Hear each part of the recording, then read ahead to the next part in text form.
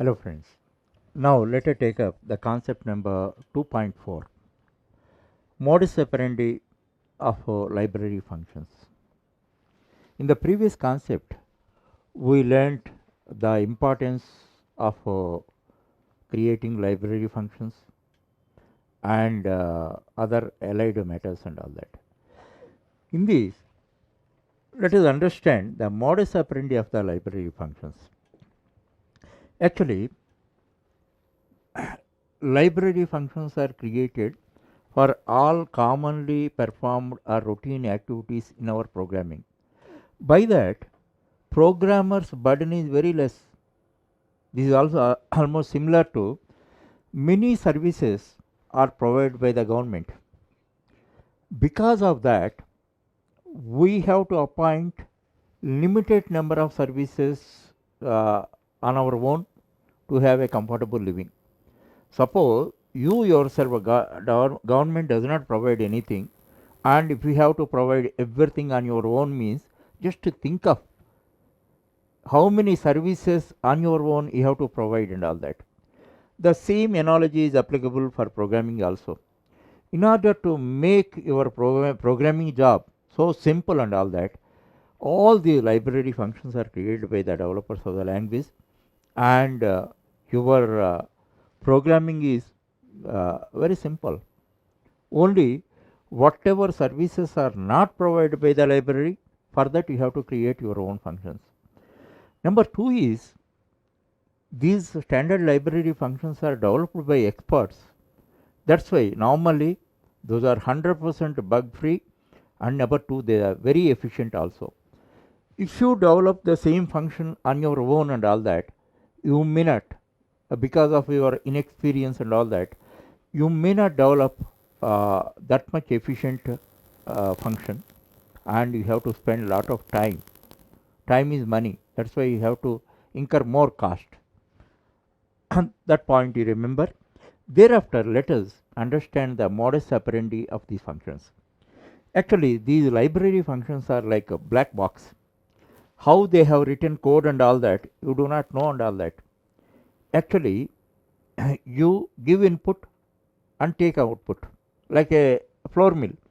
You give grain, take flour. What is going on inside, how it is processed inside and all that, you cannot know. In the same manner, take a function square root. This is like a black box. You can give input, take output. This is inlet, this is outlet. Now this is your program. In your program, one of the statements is this: side is equal to square root of area. Area already defined that. Area's value is 1234.56. Let us say. Now you called square root library function, gave area variable, means indirectly you are giving 1234.56 you are giving. So in turn what happens? It is passed to this machine, square root. This is a black box. It processes it and delivers the result. Result is 35.14. Then it is delivered through outlet and it is assigned to this side. So if you see the value of the side variable 35.14.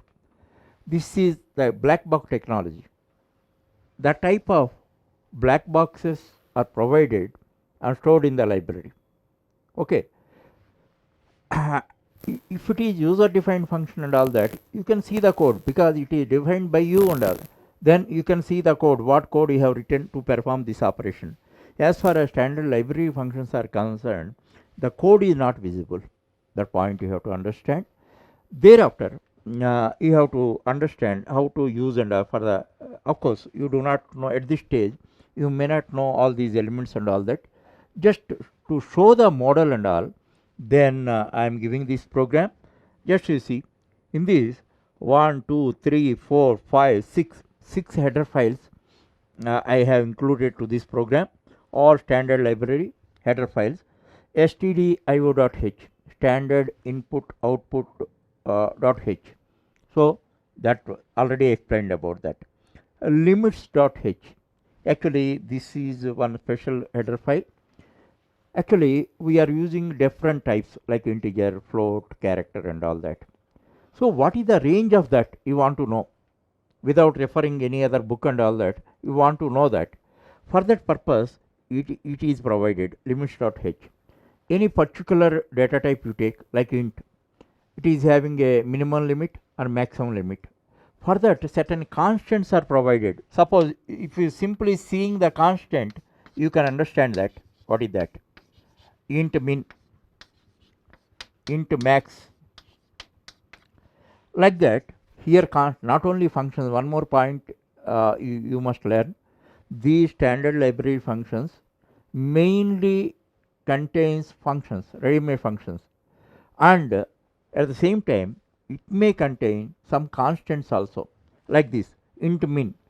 What you are able to understand? Minimum value of integer data type, maximum value of integer data type. How it is a constant? Actually, by convention you can know that if all letters are written in uppercase, then you can understand by convention it is a constant. So if you want to know the limit, minimum limit of integer, you can write that constant in printf. Because of this inclusion of this header file, you are able to get it. If you want to max, then you can get it. So for that, limits.h we included. Math.h. In this program, we are using square root. That's why math.h we are including. C type. Here we are using character type functions we are in this program. That's why C type we have included. String.h. String.h. Actually, string oriented operations we are performing. That's why string.h we have included. Thereafter, conio.h. Actually, already explained to you. Clear screen. We are using clear screen in that. Clear screen in that. For this purpose, you have to include the corresponding header file conio.h. So now in this you see conio.h, clear screen we are using, printf we are using, square root we are using, int min constant we are using, to ASCII. Actually, if you give any character, the corresponding ASCII value, if you want to know and all that, to ASCII function should be used, and it is provided by ctype.h. It is character type oriented function. Okay, thereafter string. Actually, here Arjun, one string we are giving. We want to find out, evaluate number of characters in that. That is length. That is string length. That's why we included that. So when we included all these header files to our program, then you can utilize the corresponding library function stored in the header file. Okay, that I am showing the code, and in the text we have given complete program and all that. You can see that, and you can make an experiment here. For the sake of convenience, I am giving a briefing. So int min we are finding out. That's why percentage d we are giving, and here square root of 1234 we are giving. The corresponding floating point value is stored in this, and to to ASCII for a character, what is the corresponding ASCII value? That is 65. Then for that, one character type function we are using it, and here Arjun, string len means number of characters in the string. Length means number of characters. So now we are using totally 6. That's why 6 header files we have included, and you can get the corresponding result. So in this manner, first you have to identify, in the function oriented analysis, you can identify what are the subtasks you have to perform. After that, for the performing those subtasks and all that, or subtasks, if there are any library functions readily available, library functions are available, you must use them. Why you waste your time? And apart from that, see, library functions are highly efficient. Those were developed by experts. So obviously those are efficient functions. You can use them. Where library functions are not available, and if you do not satisfy with their functionality and all that, you can define your own functions. How you behave in real life, in programming also, you have to behave, and you can develop programs very efficiently and by utilizing by saving your time.